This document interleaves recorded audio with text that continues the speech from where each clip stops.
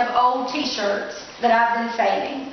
And what in the world am I going to do with those? Well, I'm going to quote an expert that's been making t-shirt quilts for over 15 years. She says whether it's for baseball, soccer, basketball, or even travel, chances are you've got t-shirts that you're not ready to throw in the trash pile. You can recycle these t-shirts by turning them into a keepsake t-shirt quilt. So, that sounds like a great idea to me. And actually, I've already made a t-shirt quilt. I made one for my daughter, Emily, before she went off to college, and she's going to be my assistant today. And we're going to show you that quilt in just a little bit. But it's really easy to do in just 3 simple steps: collecting, ironing, and sewing. You do not have to be an expert seamstress to do this. This is a simplified method for those with limited sewing knowledge. Kind of like us. We can sew a little bit. We know enough to sew a straight seam on a sewing machine. So perfection's not our goal. Marita Ben says in her books on crafts that you can put perfectionism behind you and just let your imagination come out.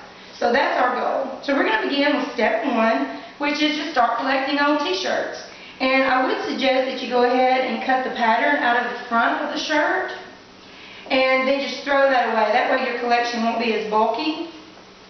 And then before we move on to step 2, I just want to say that I do have handouts for all of y'all that shows the steps, and then that way we can just relax and move on to step 2, which is ironing the interfacing onto the t-shirts. Now this is some interfacing that I bought. You can buy it at Walmart or at any fabric store. It's very inexpensive to do. The author of the book, Memory Quilts, Rhonda Richards, does suggest that you get the kind of interfacing that's for knits. And so the instructions do come on the interfacing that explains how to iron the interfacing on the shirt, but it's really very simple to do. You just lay the interfacing on the wrong side of the shirt, and then you just iron it on, and then you're going to have, this is going to be what it looks like after you iron the interfacing on the shirt. So it's very simple to do, so you just collect those blocks for a while. And then when your ironing is complete, then you're ready for the final step, which is sewing. I just made me a cardboard cutout. You do need to trim it first before you can sew it. And you lay it on the shirt, and I just used a marker and outlined the shirt, and then just cut it out. And then that's what it looks like after it's cut out.